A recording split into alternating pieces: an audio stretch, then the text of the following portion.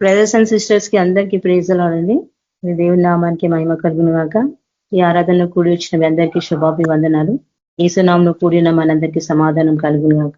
దేవుడి దినం అంటే మనందరినీ కాచి కాపాడి తన కృపను భద్రపరిచి ఒక సాయంకాలం మందు దేవుని స్తుతించుటకు ఆయన స్వరం వింటకు ఇచ్చిన యొక్క సమయాన్ని బట్టి ఒక ధన్యతను బట్టి దేవునికి స్తుతి చెల్లిస్తాము. దేవుని నామానికి మహిమ కలుగును గాక. మరి మన మధ్యలో ఉన్న శాంతమ్మ సిస్టర్ స్టార్టింగ్ ప్రేర్ చేస్తారు. ప్రైజ్ లార్డ్ సిస్టర్, మీరు ప్రార్థించండి. Praise lord sister. స్తోత్రం స్తోత్రం స్తోత్రం ప్రభా, మహాపరిశుద్ధుడా, మహాకృపగల దేవ, మహాదయగలిగిన తండ్రి, ప్రేమగల యేసయ్య, నీ బంగారు పాదాలకు వందనాలు, స్తుతులు, స్తోత్రాలు నాయన ప్రభా. నీ పాద సన్నిధిలో కూడి ఉన్నాం తండ్రి. మా మధ్యలో మిద్దిహండి నాయన, మీ ఆత్మను మా అందరిపైన కుమ్మరించండి. యేసు ప్రభా, నీకే స్తుతి స్తోత్రం నాయన. ఈ దినమంతా కూడా ప్రభా, నీ కృపలో మమ్మల్ని భద్రపరిచి సజీవమైన రెక్కల కింద దాచినందుకు నీకు వందనాలు నాయన. ఇదిగో ప్రభా, నీ సన్నిధిలో తండ్రి మొరపెట్టే భాగ్యాన్ని ఇచ్చినందుకు నీకు వందనాలు, కృతజ్ఞతాస్తుతులు చెల్లించుకుంటున్నాను నాయన.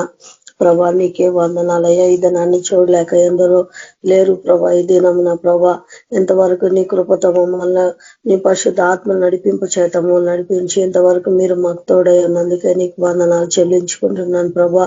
కృతజ్ఞతాస్తుతులు చెల్లించుకున్నాను ఆయన. ఈ ఆన్లైన్ ప్రార్థనలో ప్రభా, మీరు ఇచ్చినందుకు మీకు వందనాలు చెల్లించుకున్నాం ప్రభా. యేసయ్యానికి స్తోత్రాలు చెల్లించుకున్న వాక్యం ద్వారా మీరు మాట్లాడండి. యేసు ప్రభాని యొక్క ఆత్మ నడిపింపు దయచేయండి తండ్రి. పరిశుద్ధుడ, వాక్యం పాటల ద్వారా మీరు మహిమ పొందండి తండ్రి. యేసయ్యానికి మీ పర్లకు మర్మాలు మాకు బయలుపరచండి. దేవాతి దేవానికి స్తోత్రాలు. వాక్యం వినే వారందరికీ మారు మనసు దయచేయండి ప్రభా. మీరే తండ్రి మాట్లాడమని ప్రార్థిస్తున్న తండ్రి. ప్రతి కొను కూడా ప్రభా మీరు బలపరచండి, మీరు స్థిరపరచండి, మీరు ఆకడుకు సిద్ధపరచండి ప్రభా. ఈ లోకంలో ప్రభా ఎన్నో చూస్తున్నాం ప్రభా, ఎన్నో వార్తలు వింటున్నాం ప్రభా, యుద్ధాలు చూస్తున్నాం ప్రభా. పరిశుద్ధుడా తండ్రి, మీరు వాకిటనే నిలిచి ఉన్నారు ప్రభా. నీకే వందనాలు చెల్లించుకున్నా. మీరు అక్కడ ప్రభా ఏ క్షణమో ఏ జామో తెలియదేస్తూ ప్రభా. పరిశుద్ధుడా కాబట్టి ప్రభా, మేమందరం సిద్ధపడి ఉండాలా, మెలకువ ప్రార్థనలో ఉండాలా ప్రభా. నీకు సిద్ధపరచాలా ప్రభా. అలాంటి కృప మా ప్రతి ఒక్కరికి కూడా దయచేయండి ప్రభా. యేసయ్యా నీకే వందనాలు నాయనా. తండ్రి, ఆరాధనలు అంతట్లో కూడా ప్రభా నీ చేతిగా అప్పగిస్తున్నాం ప్రభా. నీ యొక్క ఆత్మ నడిపింపు దయచేయమని, ప్రార్థన ఆరాధన అంతట్లో మీరు తోడుండమని యేసయ్య పరిశుద్ధ నామమున ప్రార్థిస్తున్నాను తండ్రి. Amen. Thank you sister. Praise lord. Thank you sister. Praise lord. మన మధ్యలో ఉన్న క్యాథరిన్ సిస్టర్ పాట పాడతారు. ప్రైజ్ లార్డ్ సిస్టర్, మీరు పాట పాడండి. Okay sister. Thank you sister. Praise lord. Brothers sisters అందరికీ ప్రైజ్ లార్డ్. నీ ప్రేమలో నుండి నన్ను ఎడబాపు వారెవరు, నీ ప్రేమలో నుండి నన్ను ఎడబాపు వారెవరు, శ్రమలైనను శత్రువైనను, శ్రమలైనను శత్రువైనను, నిన్ను నన్ను వేరు చెయ్యలేరు, నిన్ను నన్ను వేరు చెయ్యలేరు. యేసయ్యా యేసయ్యా యేసయ్యా నేనుండలేనయ్యా, యేసయ్యా యేసయ్యా నేనుండలేనయ్యా, క్షణమైన నీవు లేక నేనుండలేనయ్యా, క్షణమైన నీవు లేక నేనుండలేనయ్యా. నీ ప్రేమలో నుండి నన్ను ఎడబాపు వారెవరు, నీ ప్రేమలో నుండి నన్ను ఎడబాపు వారెవరు, చూచున్నది నేను కాదు, తీసేసే నాలో జీవిస్తున్నాడు, జీవించుచున్నది నేను కాదు, తీసేసే నాలో జీవిస్తున్నాడు. ఏదేమైనా నాకు యేసే కావాలి, ఏదేమైనా నాకు యేసే కావాలి, ఎవరేమన్నా నాకు యేసే కావాలి, ఎవరేమన్నా నాకు యేసే కావాలి. యేసయ్యా యేసయ్యా నేనుండలేనయ్యా, యేసయ్యా యేసయ్యా నేనుండలేనయ్యా, క్షణమైన నీవు లేక నేనుండలేనయ్యా, క్షణమైన నీవు లేక నేనుండలేనయ్యా.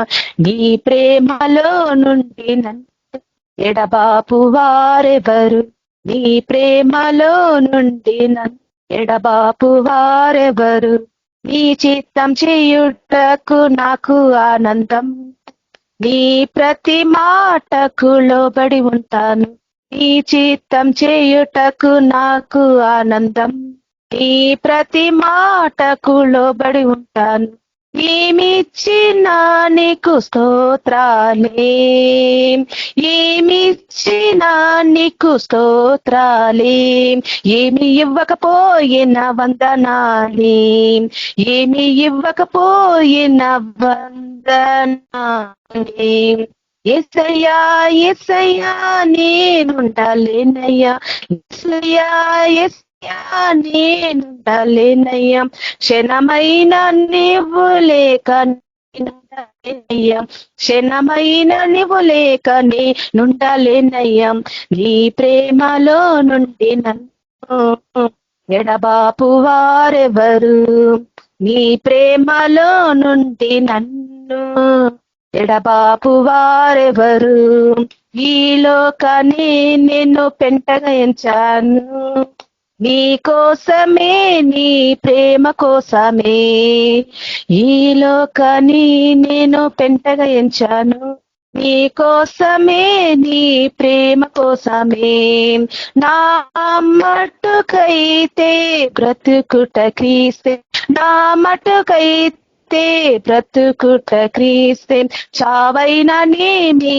అది లాభమే, చావైనా నేమి అది లాభమే, యేసయ్యా యేసయ్యా నేనుండాలేనయ్యా, యేసయ్యా యేసయ్యా నేనుండాలేనయ్యా, క్షణమైన నీవు లేక నేనుండాలేనయ్యా, క్షణమైన నీవు లేక నేనుండాలేనయ్యా, నీ ప్రేమలో నుండి నన్ను ఎడబాపు వారెవరు, నీ ప్రేమలో నుండి నన్ను ఎడబాపు వారెవరు, శ్రమలైనను శత్రువైనను, శ్రమలైనను శత్రువైనను నిన్ను నన్ను వేరు చెయ్యలేరు, నిన్ను నన్ను వేరు చెయ్యలేరు, యేసయ్యా యేసయ్యా నేనుండాలేనయ్యా,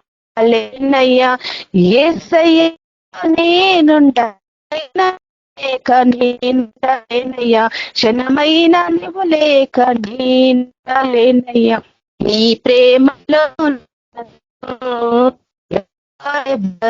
నీ ప్రేమలో వారెవరు. Thank you sister, praise the lord. Thank you sister, praise the lord. మన మధ్యలో ఉన్న పప్పు బ్రదర్ వాక్యం షేర్ చేస్తారు. ప్రైజ్ ది లార్డ్ బ్రదర్, మీరు వాక్యం షేర్ చేయండి. ప్రైజ్ ది లార్డ్ సిస్టర్, మనం వాక్యంలోకి వెళ్దాము. వెళ్ళే ముందు చిన్నగా ప్రార్థన చేసుకుందాము. హల్లెలూయా. యేసు ప్రభా నీకే వందనాలు యేసు ప్రభా. అబ్రాహాము ఇస్సాకు యాకోబుల దేవా, ఇక్కడ చిన్న మంద మేము కూడుకున్నాం యేసు ప్రభా. మన ఈ ఫోన్ లో యేసు ప్రభా మేము వాక్యం షేర్ చేసుకుంటుండగా ఈ వాతావరణాన్ని, ఈ ఫోన్ ని మీ అదుపులో పెట్టండి యేసు ప్రభా. ఎలాంటి ఇబ్బంది రాకుండా మీరు కాపాడండి. నేను చెప్పే వాక్యం యేసు ప్రభా భక్తిని, విశ్వాసాన్ని మేము యేసు ప్రభా దాన్ని అభివృద్ధి చెందుకోవాలా మా జీవితాలలో. అలాంటి వాక్యం మేము చెప్పుకుంటుండగా నీ యొక్క కృప, నీ యొక్క ప్రేమ ఇక్కడ వచ్చిన ప్రతి బిడ్డల మీద, ఆన్లైన్ ఉన్న ప్రతి బిడ్డల మీద కుమ్మరించమని యేసుక్రీస్తును ప్రార్థిస్తున్నాం తండ్రి, ఆమేన్. నా వాయిస్ వినిపిస్తుంది అందరికీ? ఓకే. మనం ఈరోజు వాక్యం చూసుకుందాము. ఈ వాక్యం దేని గురించి అంటే, ముఖ్యంగా భక్తి అంటే ఏమిటి, నిజమైన భక్తి ఏంది, దేవుని యొక్క ప్రేమ ఏ విధంగా ఉండాలా, ఆ ప్రేమలో విశ్వాసం ఏ విధంగా ఉండాలా, ఏ విధంగా సాయం చేయాలా, ప్రేమ విశ్వాసం సాయంతో పాటు ఇంకేం కావాలా, ముఖ్యంగా అది మనం తెలుసుకుందాము. మనము అపొస్తల కార్యము 10వ అధ్యాయము తీసుకుందాము. Page number 103. అపొస్తల కార్యం 10వ అధ్యాయము మొదటి వచనం నుండి మనము 22 దాకా చదువుకుందాము. నేను చదువుతాను, మీరు వినండి. ఇటలీ పటాలమునబడిన పటాలములో శతాధిపతి అయిన కొర్నేలి అను భక్తిపడు ఒకడు కేసరిలో ఉండెను. అతడు తన ఇంటి వారందరితో కూడా దేవుని యందు భయభక్తులు గలవాడై ఉండి ప్రజలకు బహు ధర్మము చెయ్యుచు ఎల్లప్పుడూ దేవునికి ప్రార్థన చేయువాడు.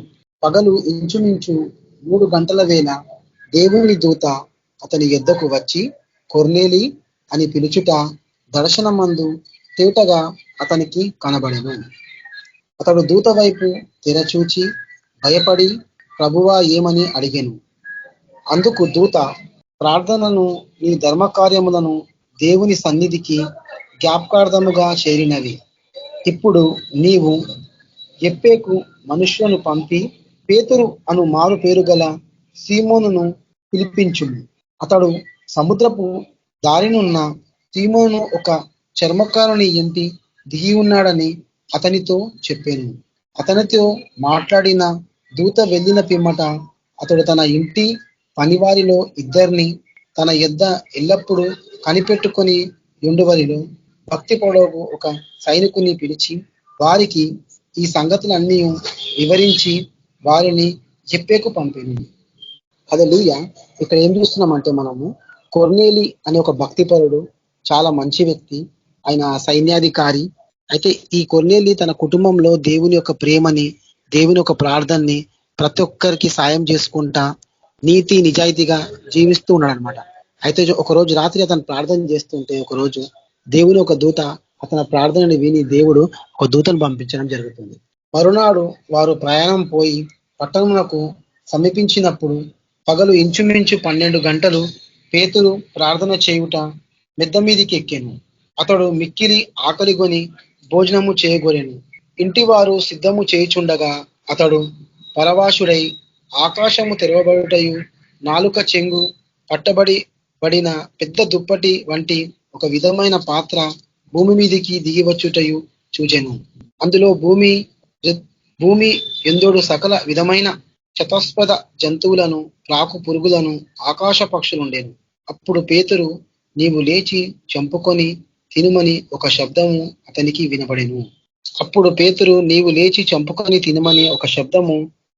వినబడెను.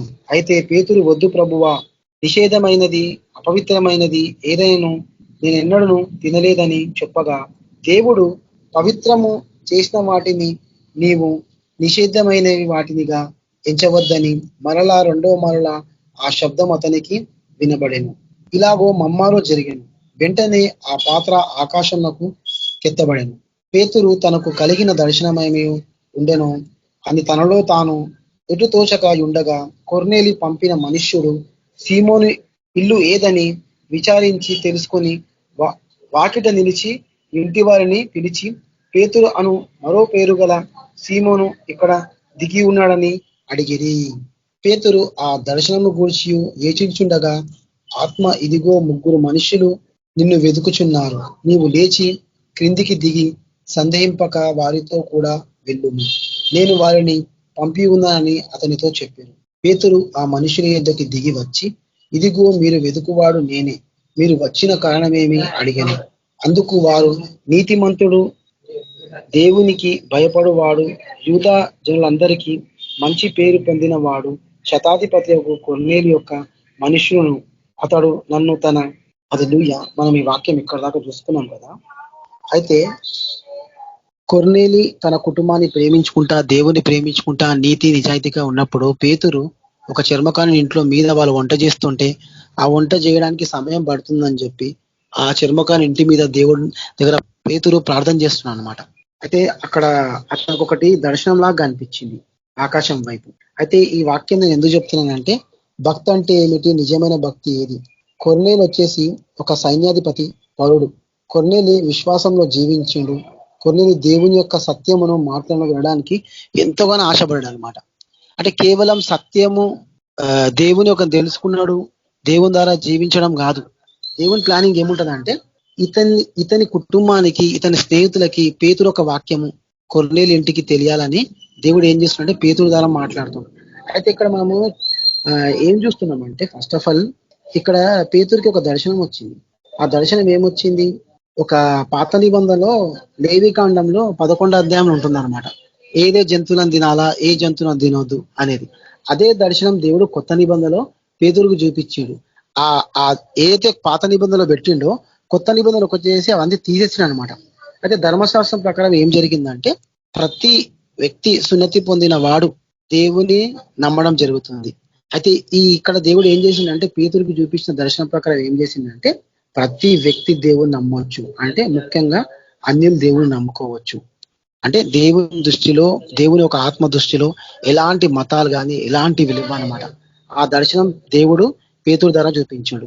ఎందుకు చూపించిండు అంటే పేతురు కొర్నేలి పంపించిన వ్యక్తి దగ్గరికి పోకపోవచ్చు. నేను ఎందుకు పోవాలి అవి దగ్గరికి, నేను యూదా దేశపోండి కదా అని ఒక ఫీలింగ్ ఎక్కడ వస్తుందని చెప్పి దేవుడు ఏం చేసిందంటే ఒక దర్శనాన్ని పేతురు చూపించాడు. అతను ఒక ఆత్మతో దేవుడు మాట్లాడిపించాడు. అప్పుడు కొర్నేలికి ఏం అర్థమే తెలియదు. ఆ ముగ్గురు రావడము, నన్ను వినడమే. అంటే ఇక్కడ నేను ఎందుకు చెప్తున్నానంటే దేవుడు సువార్త చెప్పడానికి కానీ వినడానికి కానీ దేవుడు సిద్ధపరుస్తాడు అనమాట. సువార్త చెప్పాలన్నా మనం వినాలన్నా ఒక సమయం వస్తుంది, ఆ సమయం బట్టి జరుగుతుంది. అయితే ఎవరైతే దేవుని యొక్క ప్రేమలో, దేవుని యొక్క విశ్వాసంలో జీవిస్తారో వాళ్ళని దేవుడు పేతురు ద్వారా వాళ్ళ ఇంటిని నడిపిస్తాడు అనమాట. ఇక్కడ చూడాల్సింది ఏంటంటే ముఖ్యంగా మనం విశ్వాసంలో ఏ విధంగా జీవిస్తున్నాము, ప్రార్థనా జీవితంలో ఏ విధంగా జీవిస్తున్నాము, 10 మందిలో మనం ఏ విధంగా ఉంటున్నాము, ఒంటరిగా ఉన్నప్పుడు మనం ఏ విధంగా ఉన్నాం అనే ఒక కాన్సెప్ట్ మీద నేను వాక్యం ఈ రోజు చాలా రోజుల నుండి నేను ఈ వాక్యాన్ని రాసుకున్నా కానీ చెప్దామంటే నా దగ్గర టైం లేదు. అయితే ఈ రోజు నాకు ఈ సమయం దొరికింది కాబట్టి నేను ఈ వాక్యాన్ని చూసుకుంటున్నాను. అంటే ఇక్కడ ముఖ్యంగా ఏంటంటే కొర్నేలి ఆ రోజు దేవుని గురించి ఎక్కువ తెలుసుకోలేదు, పేతురు అంతా తెలుసుకోలేదు. ఎందుకంటే పేతురు దేవునితో తిరిగిండు, దేవునితో మాట్లాడిండు, దేవునితో తిన్నాడు, దేవునితో కూర్చున్నాడు కాబట్టి దేవునితో చేసిన విషయాలు పేతురు దగ్గరగా తన కళ్ళతో చూసిండు కాబట్టి అవి కొర్నేలి తెలుసుకోవాలి. కాబట్టి దేవుడు ఏం చేసిండు, కొర్నేలి ఇంటికి పేతుని పంపించిండు. అంటే దేవుని యొక్క మహిమ ఏ విధంగా ఉంటుంది, చాలా అద్భుతంగా ఉంటుంది అనమాట. దీన్ని మనం ఎప్పుడు ఎట్లా అంటే సువార్త చెప్పాలన్నా సువార్త వినాలన్నా దేవుని యొక్క సిద్ధపాటు ఉంటుంది. పేతురు భయభక్తులు కలిగినవాడు, చాలా దేవుని సన్నిధిలో భయభక్తులు కలిగినవాడు. కానీ ఆయన మనసులో ఏముంది, ఇంకా పాత నిబంధన ఆచారమే ఉంది. అవి తినొద్దు ఇవి తినొద్దు అంటే ఆత్మీయంగా ఏంది, వాళ్ళింటికి వెళ్ళొద్దు వీళ్ళింటికి వెళ్ళదనే ఉంది. కానీ దేవుడు ఏం చేసిందంటే ఆ దర్శనం ద్వారా అతని యొక్క ఆలోచనని దేవుడు తీసేసిండు. కొర్నేలి మనసులో దేవుని ప్రేమ ఎంత ఉందంటే చాలా ఉంది. కానీ నాకు తెలిసి కొర్నేలి కూడా భయపడేమో ఒక వ్యక్తి నా ఇంటికి వస్తాడో రాడో అనేది. తర్వాత పేతురు యొక్క దర్శనం ద్వారా, వాక్యం ద్వారా కొర్నేలి వాళ్ళ ఇంటికి వెళ్ళడం జరుగుతుంది అనమాట. అయితే దేవుడు ప్రతిదీ ఒక సమయం బట్టి చేస్తాడు అనమాట. అందులో ఈ వాక్యం కొద్దిగా పక్కన పెట్టి ఇంకో వాక్యం చూసుకుందాం మనము. సమయం వచ్చినప్పుడు దేవుడు ఏ విధంగా చేస్తాడు, ఆ సమయం గురించి మనం ఎదురు చూడాలి. ప్రసంగి 3వ అధ్యాయము 1వ వచనంలో ఏముందంటే పేజ్ నంబర్ 557 నేను చదువుతాను చూడండి. ప్రసంగి 3వ అధ్యాయము 1వ వచనం ఏముందంటే సమయం గురించి ఉంటుంది. 3వ అధ్యాయం 1వ వచనం, ప్రతి దానికి సమయం కలదు, ఆకాశము క్రింద ప్రతి ప్రయత్నమునకు సమయం కలదు, పుట్టుటకు చచ్చుటకు నాటుటకు, నాటబడిన దాన్ని పిరికి వేయుటకు, చంపుటకు బాగు చేయుటకు, పడగొట్టుటకు కట్టుటకు. నేను చదివేది ప్రసంగి 3వ అధ్యాయం నుండి చదువుతున్నాను. 3వ అధ్యాయం 1వ వచనం నుండి చదువుతున్నాను. ఇప్పుడు నేను 4వ వచనం చదువుతున్నాను. ఏడ్చుటకు నవ్వుటకు, దుఃఖించుటకు, నాట్యమాడుటకు, రాళ్లను పారివేయుటకు, రాళ్లను కుప్పవేయుటకు, కౌగులించుటకు మానుటకు, వెదుకుటకు, పోగొట్టుకునుటకును, దాచుకునుటకును, పారివేయుటకును, చింపుటకు, పుట్టుటకు, మౌనముగా నుండుటకు, మాట్లాడుటకు, ప్రేమించుటకు, ద్వేషించుటకు, యుద్ధము చేయుటకును, సమాధానం పడుటకు, కష్టపడిన వారికి తమ కష్టము వలన వచ్చిన లాభమేమి, నరులు అభ్యాసము పొందవలనని దేవుడు వారికి పెట్టి ఉన్న కృపభావము నేను చూచితిని. అంటే ప్రతిదీ దేవుని యొక్క సమయం బట్టి నడుస్తుంది అన్నమాట. ప్రతిదీ దేవుని యొక్క సమయం బట్టి నడుస్తుంటుంది. అంటే నేను ఎందుకు చెప్తున్నానంటే మన జీవితాల్లో ముఖ్యంగా తొందరపాటు ఉంటుంది. తొందరపాటుగా ఏ విషయం మాట్లాడద్దు. ప్రతిసారి మనం ఆలోచించి మాట్లాడాలి. ఎందుకంటే లోకం చాలా భయంకరంగా ఉంది. నువ్వేం మాట్లాడతావా, నీ మాటల్లో ఏం తప్పు ఉందా, ఎప్పుడు దాన్ని బయట పెడదామా అని చాలా మంది చూస్తుంటారు అన్నమాట. కాబట్టి నువ్వు తొందరపాటుగా జీవించొద్దు. దేవుడు ఎప్పుడు ఏది చేయాలో అదే చేస్తాడు. ఎందుకంటే మన దేవుడు నిజమైన దేవుడు, ప్రేమ కలిగిన దేవుడు. నేను ఒక చిన్న సాక్ష్యం చెప్పాలనుకుంటున్నాను అనమాట. మా మిస్సెస్ కడుపుతూ ఉన్నాను అనమాట. అయితే తనకు డేట్ ఇచ్చారు. ఆ డేట్ టైం కాకముందే తనకి ప్రసవేదన జరిగింది. అక్కడ ఏమైందంటే ఆ రోజు మా మమ్మీ వాళ్ళ పెద్దక్క, మా పెద్దమ్మ చనిపోయింది అనమాట. సడన్ గా ఎవరు లేరు ఇంట్లో, తను చనిపోయింది. యాక్చువల్లీ తను ఆరోగ్యం బాగలేక బాధపడుతుంటే మీ అమ్మ ప్రార్థన ద్వారా చాలా మంది ప్రార్థన చేసినాం మా పెద్దమ్మతో, అతీష్ నగర్ వాళ్ళు కానీ మన కేబీపీ కూడా దేవుడు ఆమె ఆయుష్ని ఇంకా పెంచింది అనమాట.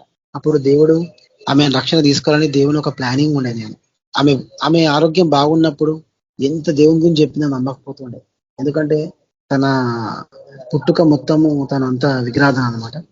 మేము ఎంత ప్రయత్నించినా తను నమ్మకపోతుండే. అయితే నేను ఇప్పుడే మీకు ప్రసంగిలో చూపించిన అనమాట. బ్రతుకుటకు చచ్చుటకు పుట్టుటకు సమయం వస్తుందన్నది మా పెద్దమ్మ విషయం నేను గమనించిన. అయితే ఆమె చనిపోయే టైంలో దేవునితో మాట్లాడము, ఆమె పాపలను ఒప్పుకోవడం అలా చేయడం జరిగింది. అయితే ఆ సమయంలో ఎవరు లేరు, తను ఒకతే ఉంది. మా అన్న జాబ్కి వెళ్ళిపోయాడు, మా వదిన జాబ్కి వెళ్ళిపోయింది, మా పెద్దమ్మ ఒకతే ఉండి సడన్ గా తనకి హార్ట్ అటాక్ వచ్చి చనిపోయింది అనమాట. ఆ సమయంలో ఏమైందంటే ఎవరు లేరు ఇంట్లో. తర్వాత ఏదో విధంగా మా దాకా వచ్చింది. తను ఎంతో సేపటి చనిపోయిన తర్వాత ఆ విషయం మాకు తెలిసింది. మేము అందరం సడన్ గా అక్కడ వెళ్ళి మరి ఇట్లా జరిగిందని మేము అందరం ప్రార్థన చేయడము, ఆ కుటుంబాన్ని ఓదార్చడం జరిగింది. అయితే మా పెద్దమ్మ సావ అయిపోయింది, నేను ఇంటికి వచ్చిన. అప్పుడు మా భార్య మా అమ్మ వాళ్ళ మా అత్తగారి ఇంటికి వెళ్ళిపోయింది, వాళ్ళ అమ్మ దగ్గరికి వెళ్ళిపోయింది అనమాట. నేను ఇంటికి వచ్చి చాలా అలసిపోయినా, అప్పుడు చాలా అంటే చాలా అలసిపోయినా. ఆకలి అవుతుంది. ఇక ఇంటికి వచ్చి స్నానం చేసుకొని అందరం మా పిన్ని వాళ్ళ ఇంటికి వెళ్ళాలి. అక్కడ అందరికీ భోజనాలు ఏర్పాటు చేశారు. అంటే వాళ్ళు ఒక ఫార్మాలిటీస్ గా ప్రకారం ఉంటారు, దాంట్లో మేము ఉండము. కానీ అందరం అక్కడ వెళ్ళి స్నానం చేసుకున్న భోజనాలు చేసుకుందాం అనేసి అందరం ఇంటికి వచ్చి స్నానం చేసుకొని తినే టైంకి నాకు ఫోన్ చేసింది మా భార్య. నా ఆరోగ్యం పాడైపోతుంది, చాలా నొప్పి అవుతుంది, నువ్వు రా అనేసి. అప్పుడే నేను సమాధి చేసేసి నేను ఇంటికి వచ్చిన అప్పుడే ఫోన్ వచ్చింది. నేను వెళ్ళిన తర్వాత మా భార్యతో అన్నా, ఏం కాదు, నువ్వేం టెన్షన్ పడకు, నువ్వు టెన్షన్ ఏం తీసుకోకు, మనం ప్రార్థన చేద్దామన్నా. కానీ అప్పుడు నా దేవుడు నాతో మాట్లాడుతుండు, ఏమంటున్నాడు నా ఆత్మ, ఇప్పుడు ఏం కాదు అంటుంది. కానీ మా మిస్సెస్ ఏమో వినడం లేదు, తొందరపడుతుంది, నాకు నొప్పి అవుతుంది, మనం వెళ్దాం, హాస్పిటల్కి వెళ్దాం. కానీ నేను ప్రార్థన చేస్తుంటే దేవుడు ఏం చేస్తుంటే నన్ను ఎట్లా తీసుకెళ్ళు అనే ఒక ఆత్మ ఉత్తేజం కానీ పంపడం కానీ చేస్తలేదు. కూలుగా ఉంటుంది అనమాట. అరే ఎందుకు ఇంత కూలుగా ఉంటుంది ఆత్మ అంటే దేవుని యొక్క ప్రేరేపణ బట్టి మన ఆత్మ నడుస్తుంది అనమాట. మన ప్రతిదానికి సమయం రావాలి కదా. అయితే నేనేమంటున్నా అంటే ఏం కాదు, నువ్వు టెన్షన్ తీసుకోకు, నేను ప్రార్థన చేస్తున్నా కదా అనేసి నేను ఇట్లనే ప్రార్థన చేసుకుంటా పడుకున్నా. మన మిస్సెస్ వచ్చి మళ్ళీ వచ్చి లేదు నువ్వు ఎందుకు ఇంత కేర్లెస్ చేస్తున్నావు, తీసుకెళ్ళాను అన్నది.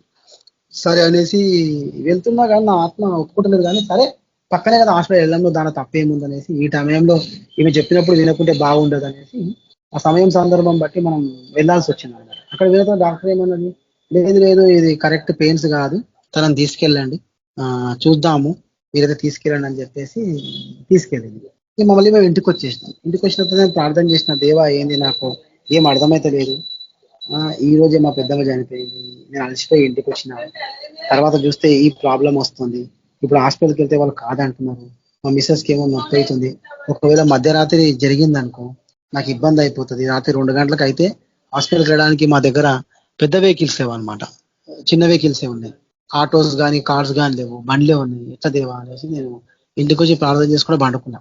కరెక్ట్ రాత్రి 2 గంటలకు మా భార్యకి పెయిన్స్ అవుతున్నాయి, నన్ను లేపింది, అయ్యో నాకు భయంకరంగా నొప్పి అవుతుంది, అతను అయితలేదు అని చెప్తుంది అన్నమాట. ఎంత భయంకరంగా అంటే అంత భయంకరంగా ఏడుస్తుంది. ఇక నేనేం చేసినా నా బండి తీసుకున్నా, ఆ బండిలో తనను కూర్చోబెట్టినా, ప్రార్థన చేస్తున్నా, దేవా ఇప్పుడు నా హాస్పిటల్కి కనీసం మా అత్తగారి ఇంటి నుండి హాస్పిటల్ 3 కిలోమీటర్లు ఉంటుంది, 3 లేదా 4 ఉంటుంది. ఏ పరిస్థితి చూస్తేనేమో ఒక 50 మీటర్ల దూరం కూడా పోలేను, అంత భయంకర పెయిన్స్ వస్తున్నాయి ఆయనకి. అయ్యో దేవా మళ్ళీ నేను ప్రార్థన చేస్తే నువ్వేమో అప్పుడే హాస్పిటల్ అని నా ఆత్మ గంతులు వేయలేదు, మేము తిరిగి ఇంటికి వచ్చేసినాము, సమయం చేస్తే 2:30 అవుతుంది, మళ్ళీ టైంలో ఎట్లా తీసుకెళ్ళాలా తనని అని నాకు ఒకలాంటి ఆలోచనలు పడతాయి అన్నమాట. కానీ నేను ప్రార్థన బాగా చేస్తున్నా, ప్రార్థన ఆపుతలేను, బండి మీద గుడుచుకున్నా ప్రార్థన చేస్తూనే ఉన్నా. ఆ సడన్ గా మా భార్య బండి ఆపేసేసింది, నువ్వు బండి ఆపు, నువ్వు ఇక్కడ బండి ఆపేసి అని చెప్పేసి దిగేసి అరుగు మీద కూర్చుంది. లేదు నేను ఇక్కడే డెలివరీ చేసేస్తా, నాతో అయితలేదు, నా వల్ల అవుతలేదు అంటుంది. నేను అప్పుడు బాగా ప్రార్థన చేస్తున్నా, దేవా నువ్వే కార్యం చేయదేవా. అయితే ఆ సమయం వచ్చేసి 2:30 అవుతుంది. మా అత్తగారి ఇంటి దగ్గర ఒక 3 పిల్లలు కూర్చొని సిగరెట్ తాకుతున్నారు అనమాట. ఇక వాళ్ళు ఉరుకొచ్చారు ముగ్గురు, ఏమైంది అనగానే ఇక నేను వాళ్ళు సిగరెట్ తాకుతారు, వాళ్ళతో ఏం చెప్పాలా, ఒక రకం చూస్తేనేమో బాధ అవుతుంది, ఒక రకం చూస్తేనేమో దేవుని ప్రార్థన చేస్తున్నారు. అప్పుడు వాళ్ళతో చెప్పిన జరిగిన సంగతి మొత్తం చెప్పిన.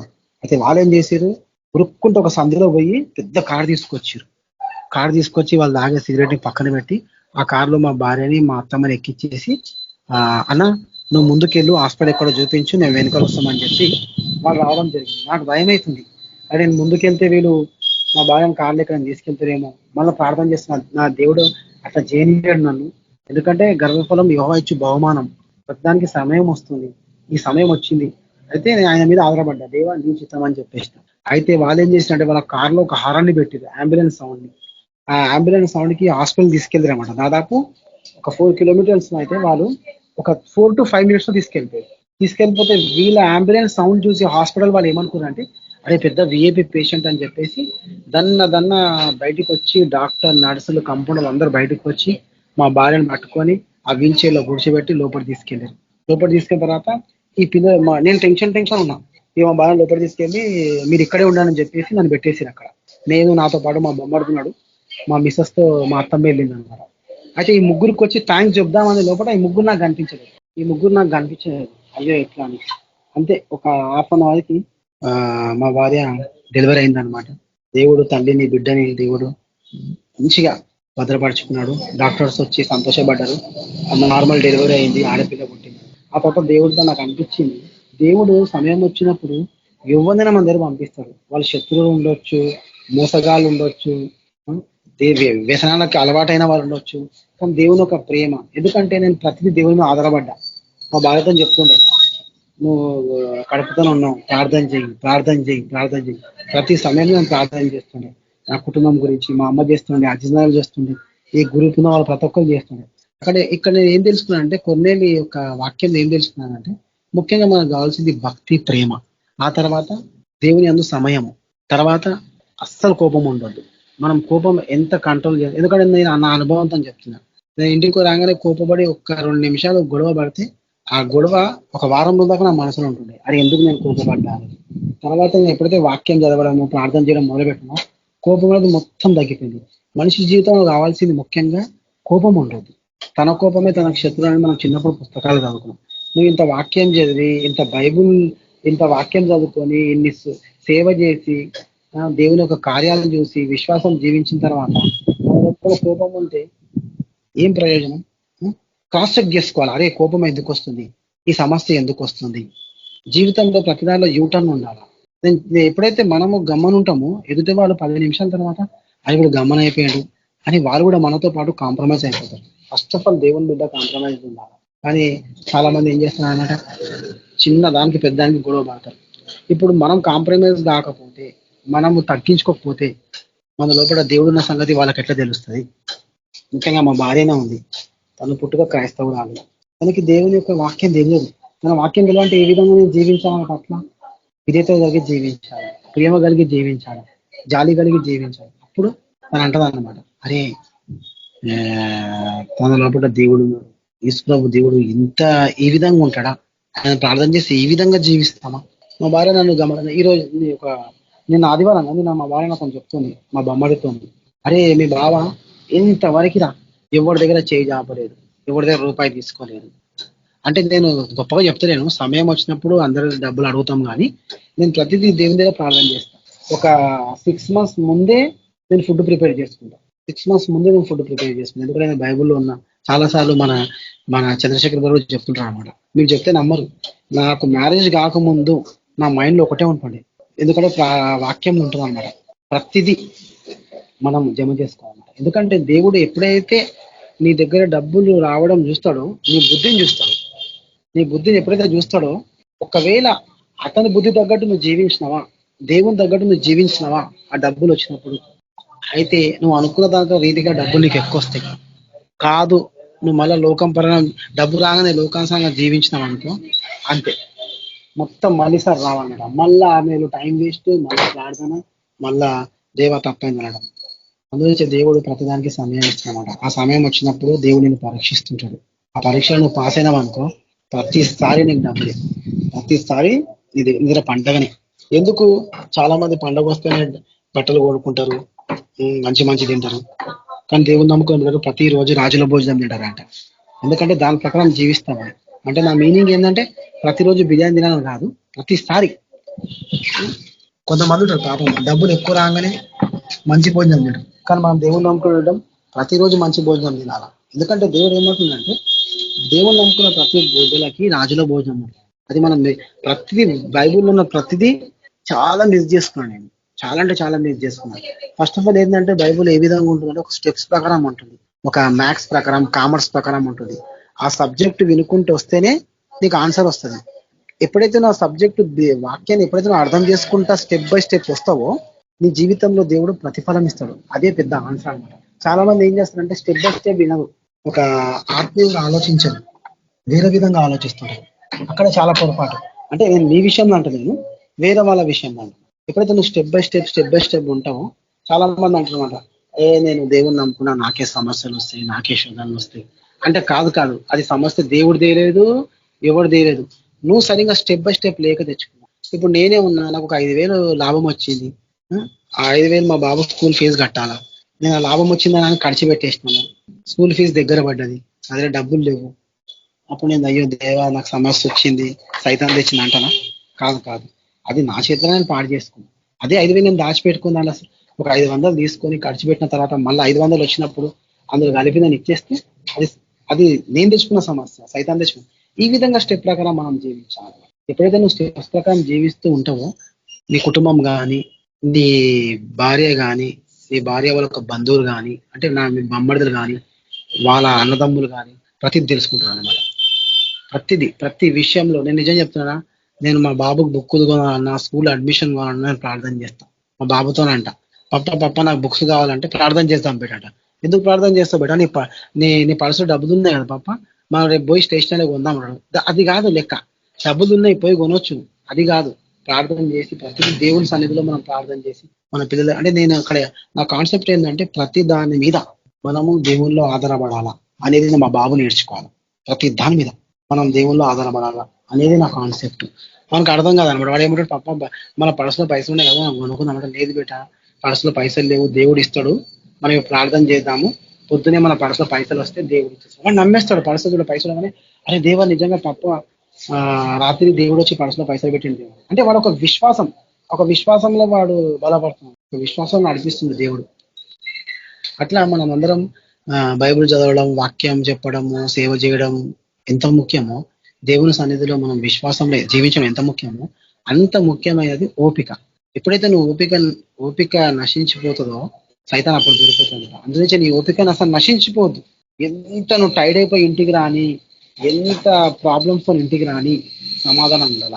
ఇంటికి రాగానే ఏమైనా మొత్తుకురా అనుకో, ఏం మాట్లాడదు, ఒక 10 నిమిషాలు నువ్వు మౌనంగా ఉండు, అక్కడే దేవుడు కార్యం చేస్తాడు. ఎవరైతే నీతో ఆపోజిట్ గా మాట్లాడారో వాళ్ళు వచ్చి గట్టిగా నీ చేతులు పట్టుకుంటారు. అరే నాతో తప్పైంది, సారీ, నీకు టీ పెట్టాలా, కాఫీ పెట్టాలా, పాలు పెట్టాలా, పాలు ఇవ్వాలని. అక్కడ ఏంది, దేవుని యొక్క ప్రేమ నువ్వు చూపించినప్పుడు, ఎప్పుడైతే దేవుని యొక్క ప్రేమ చూపిస్తావో వెంబడే వాళ్ళ నుండి మళ్ళీ ఒకటి వస్తావు. రోడ్స్ రివర్స్ అవుతుంటది అనమాట, 1+1 అవుతుంటది. ఇది ముఖ్యంగా తెలుసుకోవాలమ్మా. మనం ఏంటంటే ప్రార్థన చేస్తాము, వాక్యం చదువుతుంటాం, అన్ని విధాలుగా బాగుంటాయి. కానీ చిన్న చిన్న విషయాల దగ్గర మనం ఏమవుతుందంటే పడిపోతుంటాం. అదేమవుతుంది మనకి, అక్కడ సైతం దాన్ని పట్టుకొని మెల్ల మన జీవితంలోకి వచ్చేస్తాం. అప్పుడు మనం ఏమవుతాము, ప్రాబ్లంలో పడిపోయి దేవునికి దూరం కావడము, అలగడము, అలా వ్యక్తిగత జీవితంలో ఒంటరిగా ఉండడం జరుగుతుంది. కానీ అట్లాంటి జీవితంలో కూడా దేవుడు తీసుకొస్తాడు. పెద్ద సమస్యలు ఉండి కోమలు ఉండడం దేవుడు తీసుకొచ్చారు. నేను ఎందుకు తీసుకున్నాను, నేను చెప్పాల్సింది నా కాన్సెప్ట్ ఏంటంటే ఒకటే, నీ లోపల తొందరపాటు ఉండొద్దు, నీ లోపల కోపం ఉండొద్దు, ముఖ్యంగా ఓపిక ఉండాలి. ప్రతిదీ నువ్వు బయటికి పోతున్నా, ఇంటికి వస్తున్నా, ప్రతిదీ దేవుని సన్నిధిలో నువ్వు మొదలుపెట్టాలి. అప్పుడు ఏమవుతుందంటే దేవుడు నీకు ఒక మార్గాన్ని సిద్ధపరుస్తాడు. నేను కొన్ని వస్తువులు కొనిపోయాను అనమాట. అప్పుడు నేను ప్రార్థన చేస్తాను, దేవా నేను మోసపోవద్దు, అక్కడ దాన్ని చూసి అట్రాక్ట్ కావద్దు, ఇంటికి తెచ్చుకున్న తర్వాత మళ్ళీ దాంట్లో తేడా రావద్దు, నేను మోసపోవద్దు దేవా, నేను దేవుని ప్రార్థన చేస్తాను. ఇప్పుడు దేవుడు ఏం చేస్తాడంటే అక్కడ అయిన తర్వాత నాకు తెలివిని ఇస్తాడు, జ్ఞానం ఇస్తాడు. తీసుకోమని ఆత్మ బయలుపరిస్తే తీసుకుంటా, వద్దంటే నేను వచ్చేస్తాను. నేను బిజినెస్ చేసి దాదాపు 15 సంవత్సరాలు అయిపోయింది. 15 సంవత్సరాలు నేను వ్యాపారం చేస్తున్నా. నాతో పాటు ఒక టీం ఉందన్నమాట, మేమంతా 10 మంది అనమాట. అప్పుడప్పుడు మేము 10 మంది కలుసుకొని కాఫీ తాగుతుంటాము. అయితే ఆ 10 మంది అప్పుడప్పుడు అంటారు, అరే నువ్వు 10 సంవత్సరాల నుండి బిజినెస్ చేస్తున్నాం కదా మనం అందరము, మనం బిజినెస్ తో మనకి ఎంతమంది డబ్బులు ముంచేసిర్రు అని ఒక్కొక్కరు చెప్పుకుంటూ వస్తుండు. ఇక ఒకడేమో 1,00,000 అన్నాడు, ఒకడేమో 70 అన్నాడు, ఒకడేమో 2 లక్షలు అన్నాడు, ఒకడేమో 50,000 అన్నాడు. ఆ 9 మందిలో ఎవడో ఒకడు ఏదో ఒకటి వేరైతే అయినాయి. నా దగ్గరకు వచ్చేసరికి నేనేమన్నా, నాకు ఇంతవరకు ₹1 కూడా ఎవరు ముంచలేదు అన్న. అది విచిత్రపోతుడు, లేదు నువ్వు దాచిపెడుతున్నావు, లేదా నిజంగా నాకు ₹1 ముంచలేదు, దాన్ని దాచిపెట్టడం ఏముంది, లేదు వ్యాపారం అన్నాక మంచంతోనే చెడ్డంతోనే అవుతుంది. నువ్వు నేను అవును మంచంతో అయితే చెడ్డంతో అవుతుంది.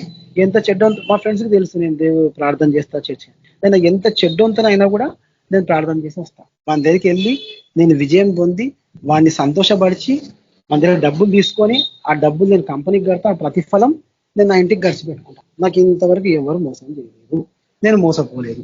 అంటే వాళ్ళు చాలా విచిత్ర పేరు. అవునారా, ఇది ఎట్లారా అంటే ముందే డబ్బులు తీసుకుంటావా? ఎట్లా చేస్తావు చెప్పు. నేను ముందు డబ్బులు ఏం తీసుకోను, మీరు ఎట్లా తీసుకుంటారో నేను అట్లా తీసుకుంటా. మరి ఎట్లా? నేను ప్రార్థన చేస్తా, వాళ్ళ ఇంటికి పోగానే ప్రార్థన చేస్తాం, మీటికి పోగానే ప్రార్థన చేస్తాం, వాడు వస్తే మాట్లాడుతున్నప్పుడు కూడా ప్రార్థన చేస్తాం. నేను మాట్లాడేది దేవుడు, నేను మాట్లాడుతున్నా మనకు అర్థం కాదని ప్రార్థన చేస్తాం, మనకు అర్థం అయిపోతుంది. వాడు చూసి అరే ప్రతి కస్టమర్ నన్ను అంటాడు. ఒక కస్టమర్ అంటే నిన్న జరిగిన విషయం మీతో చెప్తున్నా. నిన్న శనివారం జరిగింది. చాలా పెద్ద వ్యక్తి, కోపం ఎక్కువ ఆయనకి. ఎంతమంది వాళ్ళ ఇంట్లో పనిచేసిర్రో వాళ్ళకి డబ్బులు ఇచ్చి తిట్టుకుంటూ పంపించాను కానీ ఒక వస్తువు వాళ్ళకి ఇవ్వలేదు. కానీ విచిత్రం ఏంటంటే శనివారం నేను పోతే నేను నుంచి మాట్లాడిండు. ఒక చిన్న ప్రాబ్లం వచ్చింది, నేను వెళ్ళిపోయినా. ఆ ప్రాబ్లం వచ్చిన తర్వాత తెలిసిపోయింది ఆయనకి ఆ ప్రాబ్లం నా వల్ల వచ్చిందా ఆయన వల్ల వచ్చిందా. తర్వాత తెలుసుకుంటా ఆయన వల్లనే వచ్చిందని. తర్వాత నేను పోస్తుంటే నేను మళ్ళీ పిలిచి ఒక ఇంపార్టెంట్ చాక్లెట్స్ ఇచ్చిండు నాకు. దాదాపు అదొక 2000 రూపీస్ ఉండొచ్చు. ఆ చాక్లెట్స్ నా చేతిలో పెడితే ఆ పని మనిషి అంటుంది నాతోని, బాబు ఇంతవరకు అయ్యా ఆయన ఎవరికి ఇవ్వలేదు, నీకు ఇచ్చిండు అంటే నువ్వు ఆయనతో మంచిగా ఉన్నావు కాబట్టి నీతో ఇచ్చిండు అంటే. నేను మనసు అనుకున్నా నాది ఏం లేదమ్మా, దేవుడిని ఒక మహిమ అంతే. నాతో అంటుండు నువ్వు చాలా ఎట్లా ఆయన భాషలో అంటుండు నీకు చాలా ఓపిక అమ్మా అంటుంది. అంటే చాలా ఓపిక ఆయన భాషలో ఏమంటుందంటే నీకు చాలా పేషెన్సీ అమ్మా అంటుంది. అంటే అది నా నుండి రాలేదు, దేవుడి నుండి వచ్చింది. చాలా ఓపిక ఎక్కువ అమ్మా, ప్రతి దానికి నువ్వు తొందరపాటు పడవు. అది ఆ విషయాన్ని మా ఫ్రెండ్స్ తో చెప్తున్నాను. నేను ప్రతిదీ ప్రార్థన చేసుకుంటా వెళ్తా. అవునా, యేసు ప్రభువుని మొక్కుతా నేను ప్రతిదీ. ఆ సిస్టమ్ మీద కూడా చేయబెడతా, ప్రార్థన చేసి ఆన్ చేస్తా. ఇంతవరకు నాకు ఎక్కడ స్టక్ కాలేదు, ఇంతవరకు నాకు ఎక్కడ ప్రాబ్లం రాలేదు. అయినే ఉండొచ్చు 10 సంవత్సరాల తర్వాత, అయినే ఉండొచ్చు. ప్రతిదీ 10 సంవత్సరాలతో పాడవుతుంది 5 సంవత్సరాల తర్వాత. కానీ నాకు ఎక్కడ ఇంత రాలేదు. ఎందుకంటే ముఖ్యంగా మన ప్రార్థనలో విశ్వాసం ఉండాలి. ఆ తర్వాత మన ప్రార్థనలో దేవుడు నడిపించబడాలి. మనం వాక్యం చూసుకున్నాం. ఇంకోటి అది అపొస్తలుల కార్యం 10వ అధ్యాయంలో 24లో ఏముంటదంటే, మరునాడు వారు కేసరిలో ప్రవేశించిరి. అప్పుడు కొర్నేలి తన బంధువులతో ముఖ్య స్నేహితులతో పిలిచి వారి కొరకు కనిపెట్టుకొని ఉండెను. పేతురు లోపలికి రాగా కొర్నేలి అతనిని ఎదుర్కొని అతని పాదాల మీద పడి నమస్కారము చేసెను. ఇక్కడ చూడండి, కొర్నేలి తగ్గించుకుంటున్నాడు. ఆయన కంటే ఎక్కువ తగ్గించుకుంటున్న ఎవరు? పేతురు.